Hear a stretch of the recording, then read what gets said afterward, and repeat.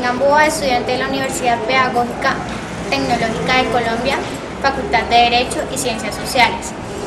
En el transcurso del programa desarrollaremos un trabajo de investigación elaborado junto a mis compañeros Liliana Medina, Adilia Ávila, Eliana Corredor, Daniela González, Diego Gutiérrez y Albert Álvarez, presentado a la doctora Ángela María Jiménez, docente en la asignatura Introducción al Derecho, en el cual desarrollaremos 4 conceptos jurídicos importantes como son propiedad, pertenencia, deberes y posesión.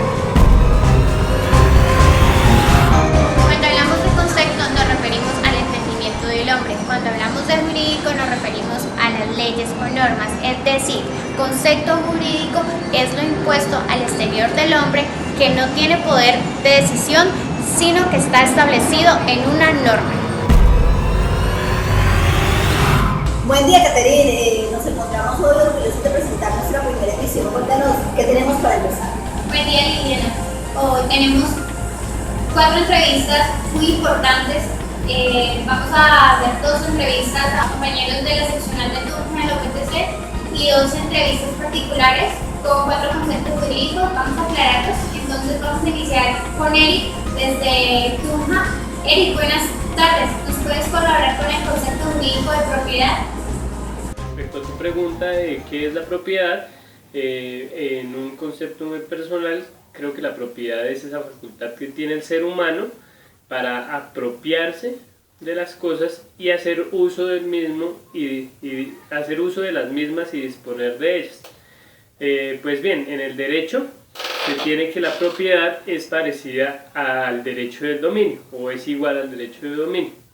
Según el artículo 699 del Código Civil, es el derecho real en una cosa corporal para gozar y disponer de ella arbitrariamente.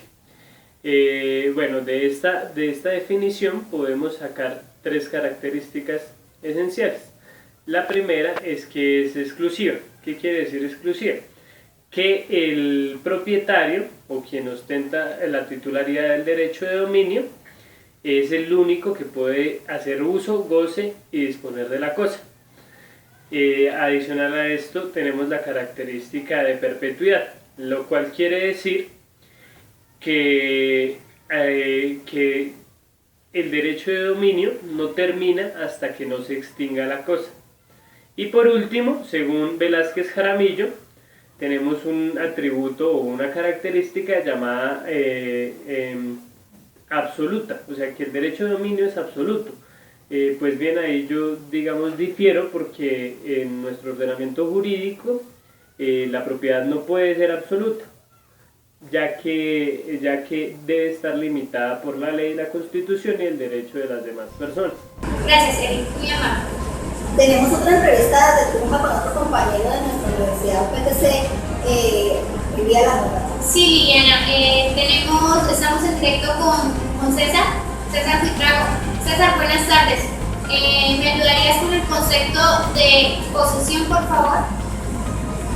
Buenas tardes, Catherine. Dentro de la noción o las definiciones que puedan haber de posesión, pasamos por diferentes definiciones desde los romanos hasta nuestro Código Civil, que su artículo 762 define a la posesión como la tenencia de una cosa determinada con ánimo de señor y dueño. Asimismo vemos como personajes como Valencia Sea nos definen la posesión como son poseedores todas las personas que según los usos sociales explotan económicamente las cosas en provecho propio a semejanza de los propietarios. Al igual encontramos unas diferentes características de la posesión, que serían el animus tenendi y el animus domini. Dentro del animus domini claramente vemos que es una de las características más importantes, porque consiste en aquella conducta del poseedor de considerarse dueño y amo del bien, es decir, hacer sus veces de dueño y señor sobre un bien o sobre una cosa determinada. El animus tenendi, por lo contrario, nos refleja una característica diferente, que es el tenedor, que es el que llega y reconoce la existencia, o sea, tiene la posesión, pero reconoce la existencia de un segundo, de un dueño distinto a él, de un propietario distinto a él. Tenemos también a Daniela, que hizo una interesante entrevista. Daniela, envíanos tu nota, por favor. Buen día, nos acompaña en el día de hoy la profesora Zoraida, que nos va a regalar qué concepto de deber. Buenas noches. Bueno, yo vería el concepto de deber desde dos ópticas. La primera, en el sentido de deber como una obligación a nivel social. Me explico. Nosotros tenemos el deber de hacer los pares en los semáforos, tenemos el deber moral de ceder el puesto a la persona que lo necesite, en cuanto a deber a nivel de convivencia. Y el otro deber es, por ejemplo, yo tengo la obligación de llegar puntual a mi trabajo, pero sí tengo el deber de dar lo mejor en mi trabajo, ¿sí? Pero es más como desde la concepción moral que uno lo vea, y como es, yo tengo la obligación tengo el deber de ser una buena mamá, tengo el deber de ser una buena vecina, ¿no? Más que una obligación. Gracias, Dani, por tu nota, muy interesante. Seguimos ahora con Caterina. Vamos con nuestros compañeros de la academia. Está Adilia y está Eliana Corredor. Ellos nos van a colaborar, nos van a aclarar específicamente esos 4 conceptos. Eliana Corredor, iniciamos con el concepto de pertenencia. Pero los conceptos están colocados en claro a la luz del derecho y buscados en libros según la academia. Entonces vamos a empezar con Eliana. Eliana, pertenencia. Hace referencia a la acción de pertenecer, de formar parte de o de ser poseído por alguien. En palabras sencillas, pertenencia es la relación que hay entre una cosa y quien tiene derecho a ella. Por ejemplo, mi casa, mi estudio, mi perro, mi trabajo, entre otros. Doña Lidia nos colabora, por favor, concepto de deberes.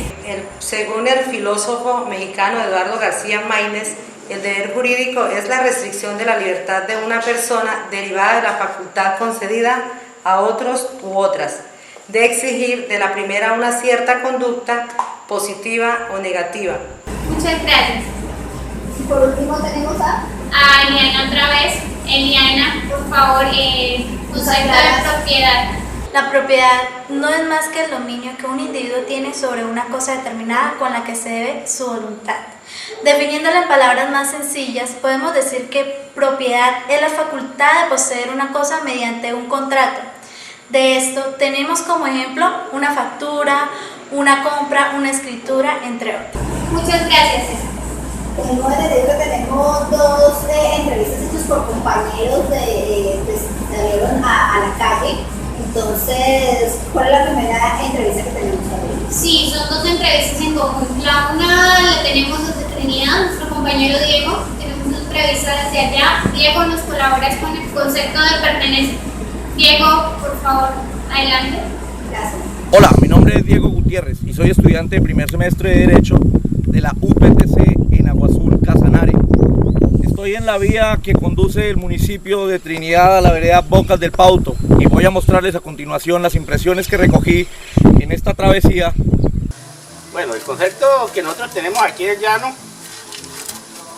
es el folclore y la naturaleza, todo lo que nos rodea. Yo miro desde un punto de vista de que todo lo que es pertenencia es lo que significa que eso a mí me pertenece. Entonces, en este momento, para mí, todo mi pertenencia es lo que está a mi alcance. Bueno, ha sido interesante este ejercicio que hemos elaborado y me parece que nos ha dejado cosas muy enriquecedoras. Podemos tener otros conceptos y después vamos a nutrirnos.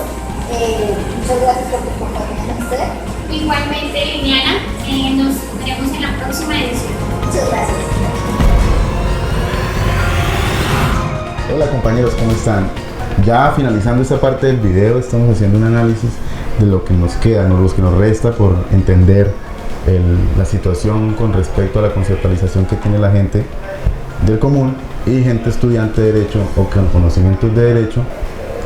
¿Qué nos resta analizar? En primer lugar, si nos podemos conceptualizar o darle un significado, un valor al concepto que da el llanero en su labor diaria. Vemos que hay implícito un valor cosmogónico, un sentido cosmogónico de lo que es la pertenencia, ¿sí? O sea, la cultura y todo lo que él representa, para lo que él es válido, en pertenencia es el todo, la naturaleza. el espacio donde él puede desarrollar sus actividades diarias, donde puede desarrollar todas esas labores que son propias de esa cultura.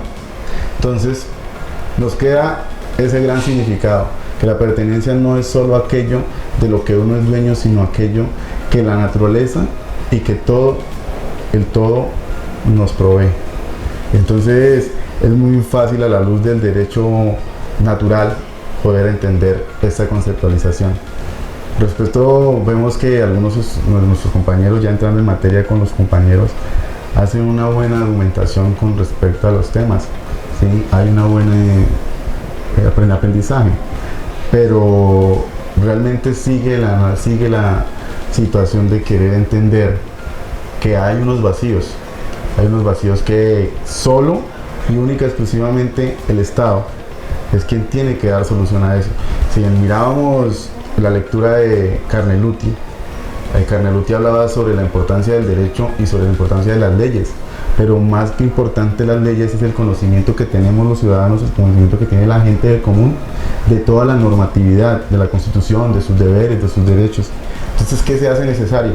Que haya una estrategia de información, porque hay muchas personas que todavía no conocen sus derechos en su totalidad y mucho menos pueden llegar a conocer sus deberes.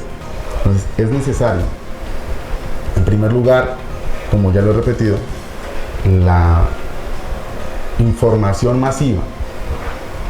¿Sí? Ahí se pueden realizar campañas, se pueden realizar diferente número de estrategias a través de medios audiovisuales, a través de medios de comunicación, a través de un sinnúmero de herramientas.